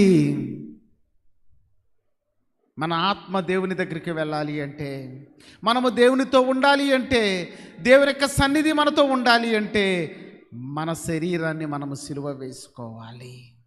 ఈ భౌతికమైనటువంటి దేహాన్ని మనము సిలువ వేసుకోగలిగితే మన ఆత్మ దేవుని సన్నిధికి వెళ్ళేటటువంటి అర్హతను పొందుకున్న వారుగా ఉంటాం.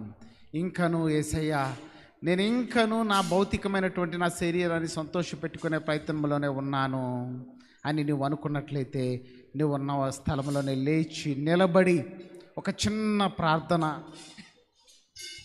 ఈ యొక్క మధ్యకాల సమయంలో మన యొక్క ఆత్మ దేవుని యొక్క సన్నిధి, దేవుని సంతోషపెట్టేదిగా, దేవుణ్ణి కలిగినటువంటిదిగా, దేవుని యొక్క స్వరూపతను కలిగినటువంటిదిగా మన ఆత్మ ఉండాలని దేవుని యొక్క వాక్యము మనల్ని హెచ్చరిస్తూ ఉన్నది. Are you ever ready? సిద్ధపడిన వ్యక్తులుగా మనం ఉన్నామా? ఇంకా మన జీవితాలలో ఎందుకు, ఏంటి, ఎక్కడికి అనేటువంటి పరిస్థితుల్లోనే ఉన్నామా? అబ్రహాము తన కుమారుడు యవన వయసులో, చిన్న వయసులో ఉండగా తండ్రి పిలిచినప్పుడు ఎందుకు, ఎక్కడికి అని ప్రశ్నించలేదు.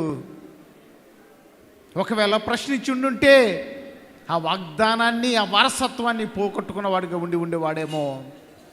నీవు నీ వాగ్దానాన్ని, నీ వారసత్వాన్ని, దేవుడు నీకు ఇచ్చినటువంటి మెట్టును మనము పోగొట్టుకోకుండానే మన సిలువను మన శరీరాన్ని మనం సిలువ వేసుకున్నట్లయితే, మన యొక్క ఆలోచనను, మన సొంత చిత్తాన్ని మనము సిలువ వేసుకున్నట్లయితే, మన సొంత నిర్ణయాన్ని మనము సిలువ వేసుకున్నట్లయితే, దేవుని యొక్క ఆత్మకు మనము చోటిచ్చిన వారం అవుతాము. దేవుని సన్నిధికి మనము చోటిచ్చిన వారం అవుతాము. దేవుడు నిన్ను లేవనెత్తటానికి నువ్వు అవకాశం ఇచ్చిన వ్యక్తులుగా మనము మార్చబడతాము. అలా కాకుండా ఇంకను మన సొంత చిత్తము, మన సొంత ఆలోచనలు, మన సొంత నిర్ణయాలు, మన స్వచిత్తము మీద మనము ఆధారపడకుండా దేవునికి మనము చోటివ్వాలని దేవుని యొక్క వాక్యము మాట్లాడుతుంది. దేవుడు నిన్ను నిలబెట్టుకోవాలని ఆశిస్తున్న వాడుగా ఉన్నాడు. దేవుడు నిన్ను లేవనెత్తాలని ఆశపడుతున్న వాడుగా ఉన్నాడు. చిన్న ప్రార్థన చేసుకుందాం. మన జీవితాలు దేవునికి సమర్పించుకుందాం. మన ఆలోచనలు దేవునికి సమర్పించుకుందాం. మన తలంపులు దేవునికి సమర్పించుకుందాం. మన తలంపులు సిలువ వేసుకుందాం. మన సొంత స్వచిత్తాన్ని సిలువ వేసుకుందాం.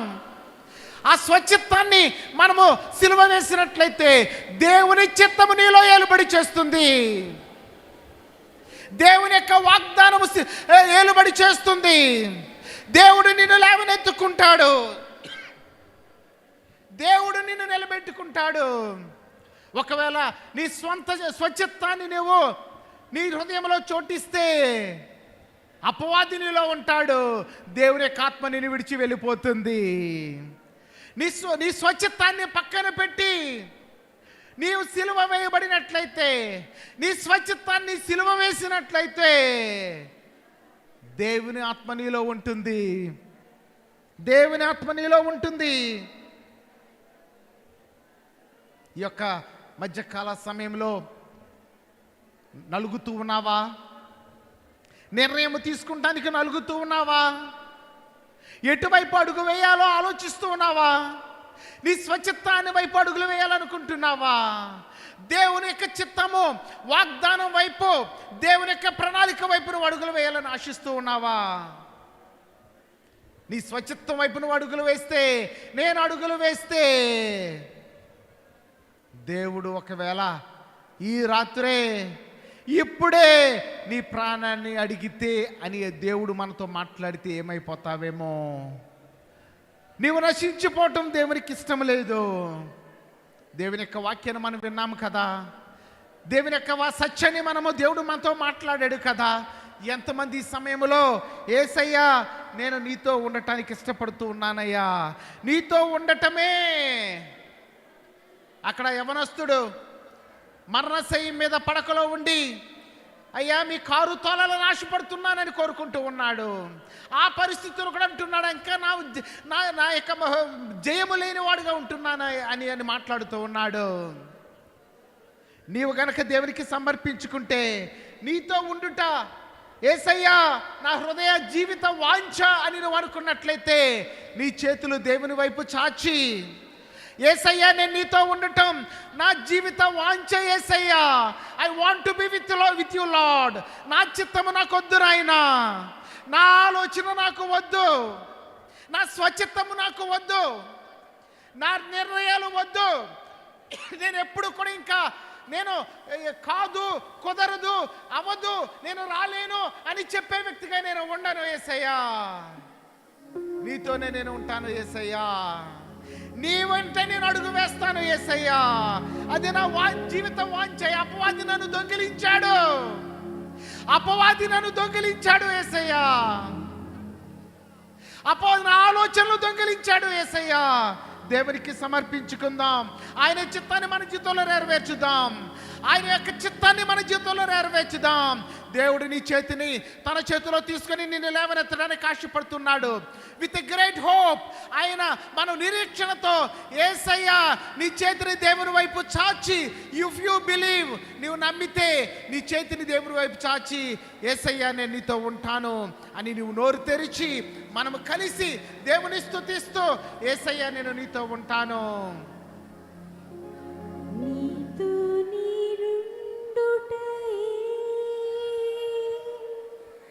జీవిత వాంఛయా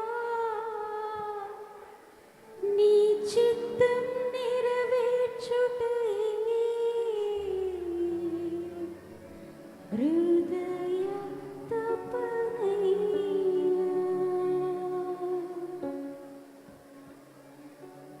నీతో నేనుండుటయే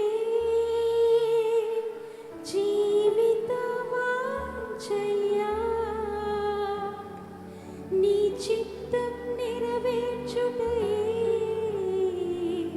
హృదయ తపనయ్యా. యేసయ్యా నిన్నే కదా నా ముందు నిలిపేను.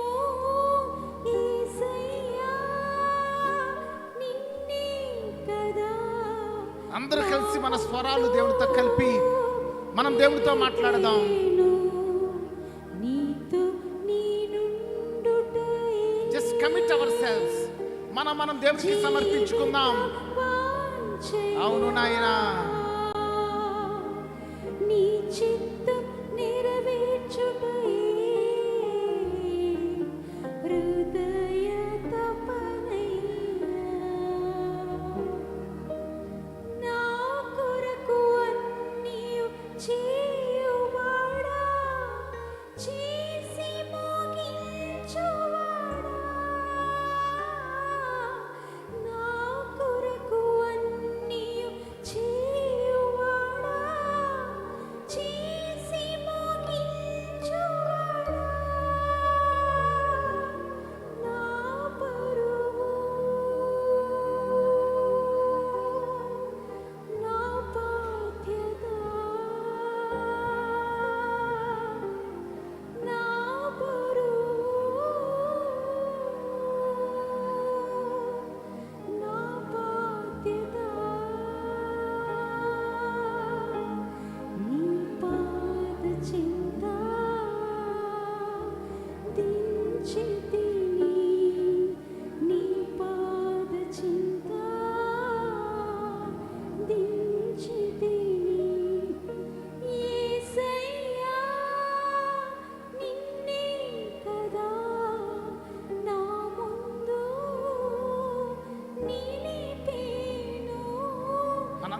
స్వరాలు కలిపి యేసయ్యా నీతో ఉండుట కదా నా ముందు నిలిపేను నీతో నేనుండుటయే ఎస్ లార్డ్, జీవిత వాంఛయా ఎస్ లార్డ్. అందరు కలిసి మన స్వరాలు కలిపి దేవుని స్తుతిద్దాం. Let's commit our self. మన హృదయాలు దేవునికి సమర్పించుకుంటూ అయ్యా నీతో ఉండటం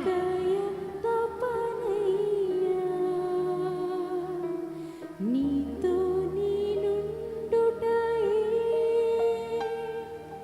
జీవిత వాంఛయా నీ చిత్తం నెరవేర్చుటయే హృదయ తపనయ్యా యేసయ్యా దేవుడి మాటలు మన స్వరాల నుంచి దేవుడు కోరుకుంటున్న వాడుగా ఉన్నాడు. నిన్నే కదా నా ముందు నిలిపేను యేసయ్యా నిన్నే కదా నా ముందు నిలిపేను కరుణయు కృపయు నిరంతర శాంతియు వినయము ఉన్నవాడా కరుణయు కృపయు నిరంతర శాంతియు వినయము ఉన్నవాడా నా జీవితం నశించగా నా జీవితం నశించగా కాపాడువాడా నా కాపరి కాపాడువాడా నా కాపరి యేసయ్యా నిన్నే కదా నా ముందు నిలిపేను యేసయ్యా నిన్నే కదా నిలిపేను నీతో నేనుండుటయే జీవిత వాంఛయా నీ చిత్తం నెరవేర్చుటయే హృదయ తపనయ్యా నీతో నేనుండుటయే జీవిత వాంఛయా నీ చిత్తం నెరవేర్చుటయే హృదయ తపనయ్యా యేసయ్యా నిన్నే కదా నా ముందు నిలిపేను యేసయ్యా నిన్నే కదా నా ముందు నిలిపేను ఒక్కసారి ఎవరైతే ఈరోజు విన్న వాక్యాన్ని బట్టి నిర్ణయము తీసుకున్నామో, ఒక డెసిషన్ తీసుకున్నామో, మనమందరము కలిసి ఎవరైతే యేసయ్య నీతో ఉండటం నా జీవిత వాంఛయ్య అని ఎంతమంది డిసైడ్ చేసుకున్నారు ఈ యొక్క మధ్యకాల సమయం ముందు ఒకసారి మీ చేతుల పైకెత్తి చూపించండి. నీతో యేసయ్య నీతో ఉండటం నా హృదయ వాంఛ, నీ చిత్తము నెరవేర్చటం నా హృదయ తపన. Nothing else. నా ఆలోచన, నా స్వచిత్తము, నా సొంత నిర్ణయము కాదు యేసయ్యా, నీ చిత్తము, నీ చిత్తము జరిగించటం, నీతో ఉండటం నా హృదయ వాంఛ, నీ చిత్తం నెరవేర్చటం నా హృదయ తపన అన్నవారు అందరం కలిసి ఈ పల్లవి మనం పాడుతూ ఒక నిర్ణయాన్ని దేవునికి మనం తెలియచేద్దాం, సంఘానికి తెలియచేద్దాం, దేవుని యొక్క సన్నిధిలో మనము తెలియచేద్దాం. ఆయనతోనే నేను ఉంటాను, ఆయనతోనే నడుస్తాను, ఆయన మాట, ఆయన చిత్తాన్ని నేను నా జీవితంలో జరిగిస్తాను. నాట్ మై విల్, నా చిత్తము కాదు, నీ చిత్తము. నా నిర్ణయము కాదు, నీ నిర్ణయము. నా యొక్క లోకముతో కాదు, యేసయ్యా నేను నీతోనే ఉంటాను అన్నవారు అందరూ కలిసి ఈ నిర్ణయాన్ని దేవునికి తెలియచేద్దాం, ఈ నిర్ణయాన్ని ప్రకటిద్దాం. నీతో నేనుండుటయే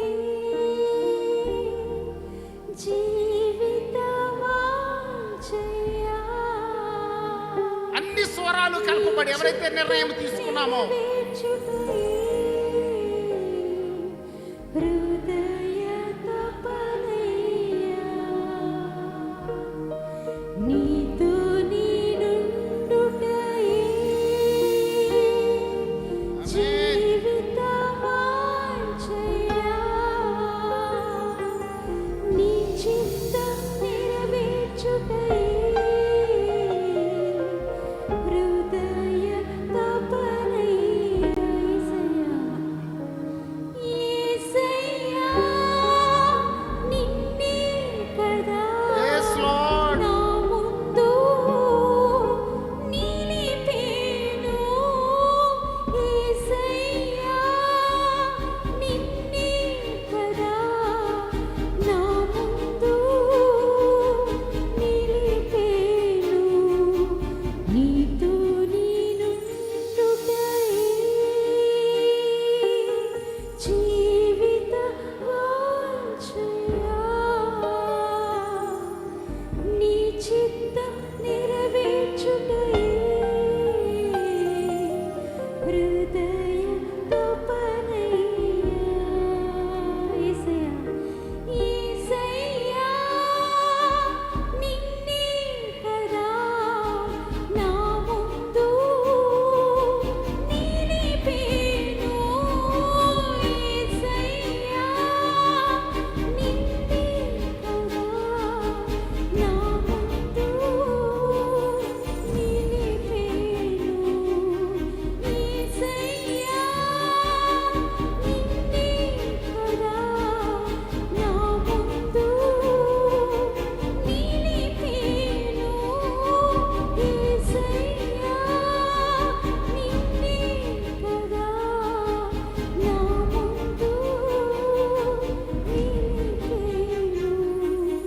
నీతో నేనుండుటయే జీవిత వాంఛయ. నీ చిత్తం నెరవేర్చుటయే హృదయ తపనయ్య. మహాప్రియము మిక్కిలి కనకం గల తండ్రి యేసయ్యా, మేము మీతో ఉండటం కోసం, మీతోనే ఉండటం కోసం, మీతో సహవాసము చేయటం కోసం, మీతో కలిసి అడుగులు వేయటం కోసం దేవా మమ్మలను పిలుచుకున్నారు, మలుచుకున్నారు, రక్షించుకున్నారు, నిలబెట్టుకున్నారు. కానీ లోకము, లోకాశలు, శరీరేచ్ఛలు, అపవాది మమ్మలను దొంగిలిస్తున్నటువంటి పరిస్థితుల్లో తిరిగి ఈ ఉదయకాలమందు మీ మాటల ద్వారా, మీ వాక్యము ద్వారా, మీ హెచ్చరికల ద్వారా వీఆర్ బిలాంగ్స్ టు యూ అనే విషయాన్ని, అందుకోసమే మీరు ఈ లోకానికి వచ్చారని, మమ్మలను మీతో కలిసి ఉండటం కోసం మాకు ఒక మార్గాన్ని సిలువలో మీరు సరళము చేశారని మేము దేవా అర్థం చేసుకోవటానికి మీరు మాకు ఇచ్చిన గొప్ప సమయాన్ని బట్టి దేవా మీకు వందనాలు.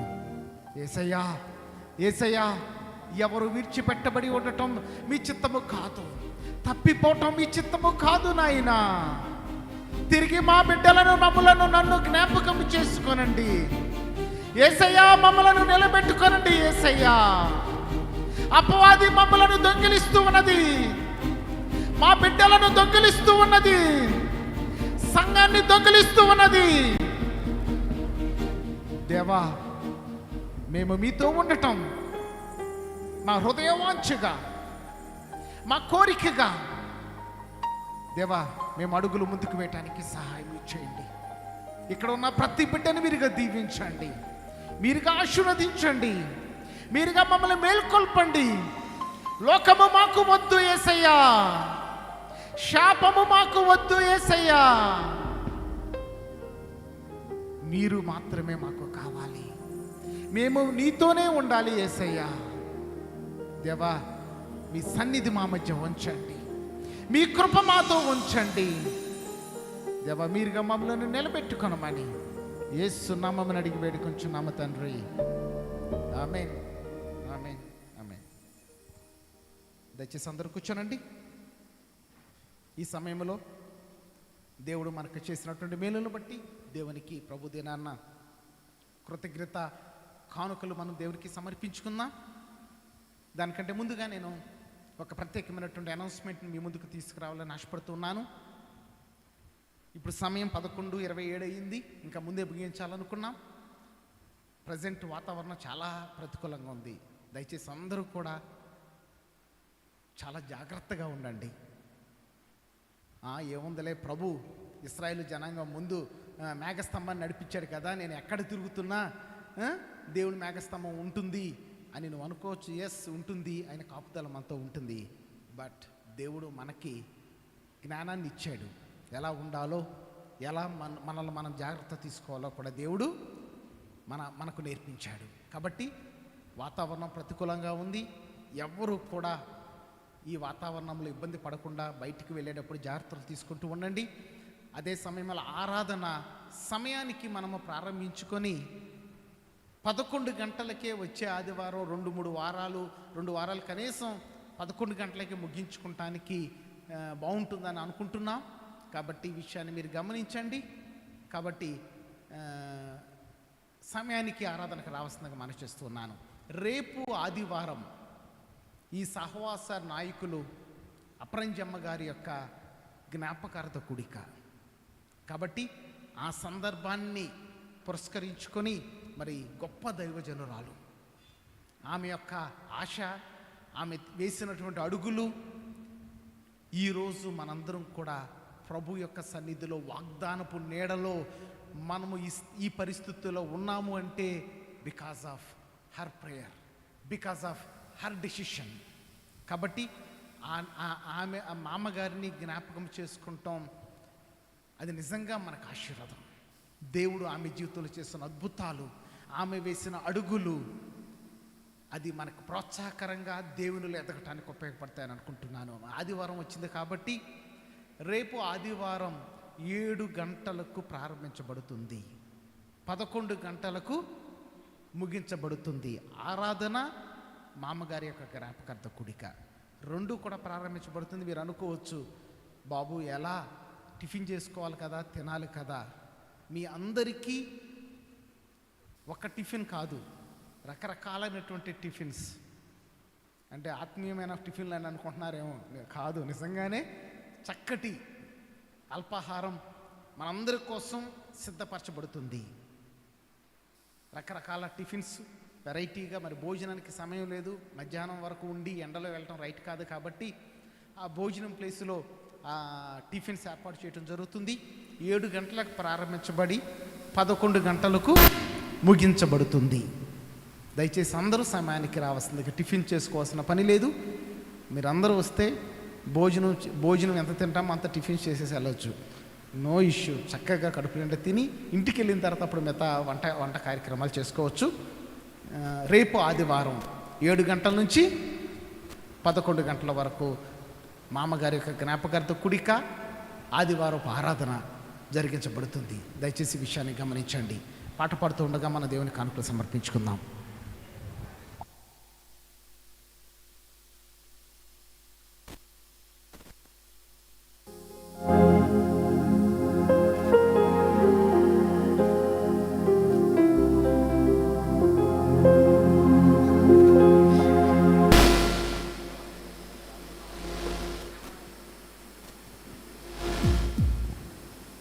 చెప్పింది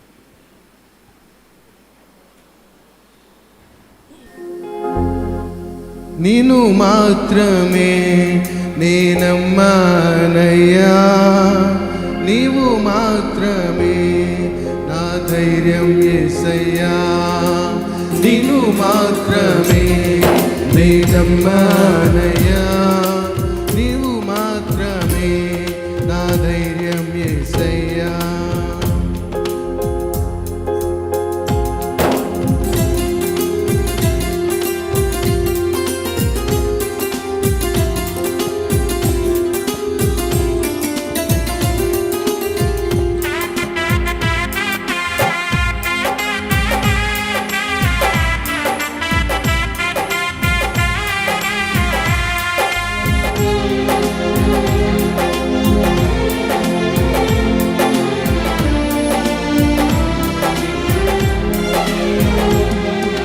నిన్ను మాత్రమే నేనమ్మానయ్యా, నీవు మాత్రమే నా ధైర్యం యేసయ్యా, నిన్ను మాత్రమే నేనమ్మానయ్యా, నీవు మాత్రమే నా ధైర్యం యేసయ్యా.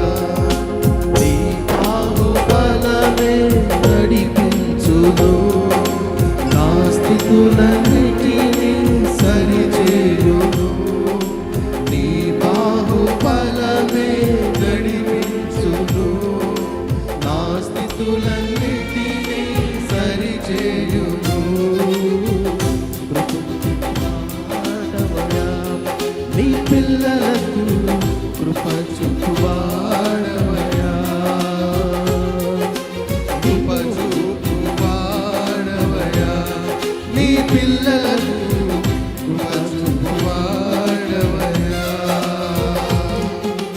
నిన్ను మాత్రమే నేనమ్మానయ్యా, నీవు మాత్రమే నా ధైర్యం యేసయ్యా.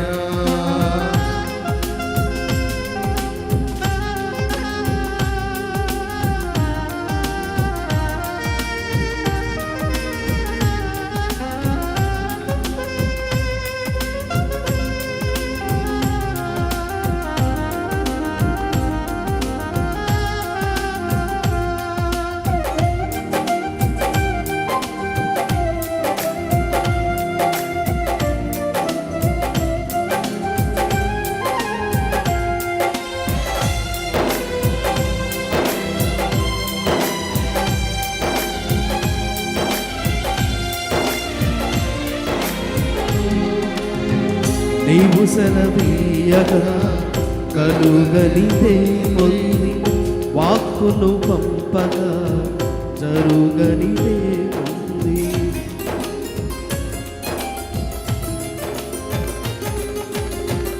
నీవు సెలవీయగా కలుగనిదే ఉంది, వాక్కును పంపగా జరగనిదే ఉంది. సకలము నీదయ్యా, శ్రీమంతుడా, స్తుతి నీకు పాడెదనయ్యా, సకలము నీదేనయ్యా, శ్రీమంతుడా, స్తుతి నీకు పాడెదనయ్యా. సమకూర్చువాడవయ్యా, నీ పిల్లలకు సమకూర్చువాడవయ్యా, సమకూర్చువాడవయ్యా, నీ పిల్లలకు సమకూర్చువాడవయ్యా. నిన్ను మాత్రమే నేనమ్మానయ్యా, నీవు మాత్రమే నా ధైర్యం యేసయ్యా, నిన్ను మాత్రమే నేనమ్మానయ్యా, నీవు మాత్రమే నా ధైర్యం యేసయ్యా.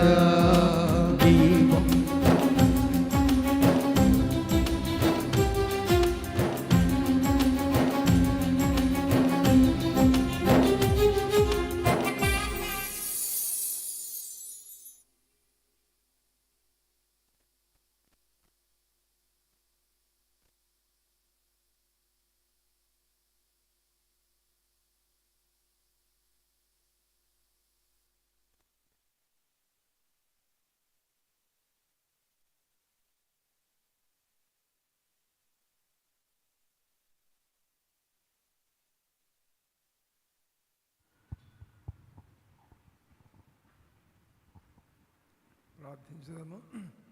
మహోన్నతుడైన మా ప్రభువా, ఎల్లప్పుడూ మీ యందు ఆనందించుటకు మీరు ఆశిస్తున్నారు. ఈ లోకంలో అనేకులకు మీ యందు ఆనందించేటువంటి పరిస్థితులు కానీ అనుకూలతలు కానీ అలాంటి అన్నిటికీ దూరముగా ఉండి ప్రభువా లోకములోనే మునిగి తెలుసు లోక ప్రవాహంలో కొట్టుకుని పోతున్న వారుగా ఉంటున్న దినాల్లో మమ్మల్ని మీ సహవాసముగా సేవా పరిచర్య ద్వారా క్రీస్తు మూలమైన నీతిని ఈ సహవాస పరిచర్య ద్వారా మాలో స్థాపించుకోవడానికి మా పితరుల యొక్క విధేయతను బట్టి ప్రభువా మా కుటుంబాలతో మిమ్మల్ని సేవించడానికి మాకు ఈ గొప్ప భాగ్యం ఇచ్చినారు. మీకు వందనాలు. ఈ కుటుంబాన్ని మీరు దీవించండి. కుటుంబంలో ప్రతి వ్యక్తిని కూడా మీ కృపలో ఆశీర్వదించండి. ఏ ఒక్క కుటుంబము కూడా ఏ ఒక్కరిని పోగొట్టుకునే వారము కాక దక్కించుకునే వారముగా మా ఆత్మను దక్కించుకోవడానికి మీరు మాకు చేసిన ఏర్పాట్లు అన్నీ చేసినారు. ఈ ద్రాక్ష తోట విషయంలో నేను చేసిన అంతయు చేసినాను. ఈ ద్రాక్ష తోట విషయంలో నేను చేసిన అంతయు చేసినాను. కానీ నీతి కావాలని చూచినాను, న్యాయము కావాలని చూచినాను. నా ప్రయత్నం అంతా నేను చేసినాను. నీతి ఆశిస్తుగా న్యాయం ఆలోచించగా అవి దొరకకపోగా దానికి విరుద్ధమైనటువంటి బలాత్కారము రోదనమే కనబడుచున్నది. ప్రభువా మేము కాదు నాయనా, మనుషులు మేము కొంగడము కాదు, కుటుంబ విషయంలో కొంగడము కాదు, మా అందరి పక్షముగా మీరు కూడా కుంగుచున్నారు, నలుగుచూ ఉన్నారు. మాకంటే ముందుగా 40 తారీఖుగా వచ్చారు. మా పక్షముగా కలవరి శిలువకి ఎక్కినారు. మేము చేయబోతున్న పాపంలో అన్నిటినీ పరిహారం చేయడానికి, పాపంలో ప్రవేశించుకోవడానికి, పాపంలో ప్రవేశించిన పాపం నుంచి క్షమాపణ పొందడానికి కూడా ప్రభా మీరు మాకు అన్నీ ఏర్పాటు చేస్తున్నారు. మా హృదయములకు బద్ధంగా కాచుకోవడానికి ప్రభా మీరు మా పాపను క్షమించడానికి రక్తము చిందించినారు, ప్రాణము పెట్టినారు. ప్రివెంటివ్గా పాపం చేయకుండా ఉండడానికి ప్రివెంటివ్ ఇచ్చారు. ఒకవేళ పాపం చేసినట్లయితే దానికి కూడా ప్రభా క్షమాపణ కోణంలో ప్రభా దానికి మెడిసిన్ కూడా ఇచ్చినారు.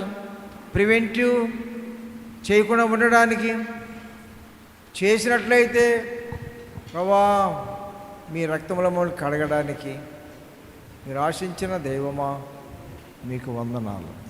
ఈ సేవను దీవించండి, ఫలభర్తిమ చేయండి.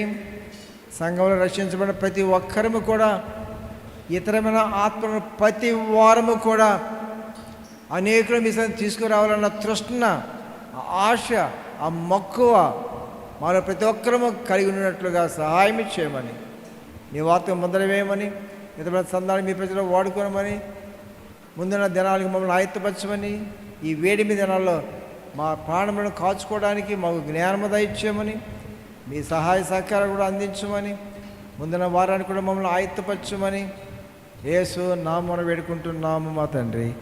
ఆమేన్. మా తండ్రి అయిన దేవుని యొక్క ప్రేమయు, కుమారుని యొక్క కృపయు, పరిశుద్ధాత్మక నిత్య సన్నిధి సహవాసము సదా తోడైండునుగాక. ఆమేన్.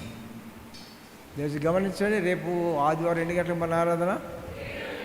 7 గంటలకు. ఆలస్యంగా రావద్దు, ముందు వచ్చినా పర్వాలేదు. కాబట్టి నేను నేర్చుకున్నాను, రావాలనుకున్న టైం నేను వస్తాను, వెళ్ళని టైంకి వెళతాను. అది నాకు సాధ్యమైంది ఈ వయసులో కూడా. కాబట్టి దేవునాత్మ మీరు కలిగి ఉండి దేవునాత్మకు వశీకరణ అయి మీరు దేవుని కన్నా ఆత్మ నడిపింపులకు వంగిన వారై, నిగ్రహ శక్తిని సంపాదించుకున్న వారై, దేవుని ఆత్మకు చోటిచ్చిన వారై 7 అనగా 7 రండి. బ్రేక్ఫాస్ట్ చేసి రావద్దు. ఒకళ్ళు మీరు వచ్చేటప్పుడు మధ్యాహ్నం భోజనం సిద్ధపరచుకున్నా ఒకళ్ళు వేస్ట్ అయిపోద్దేమో. ఇది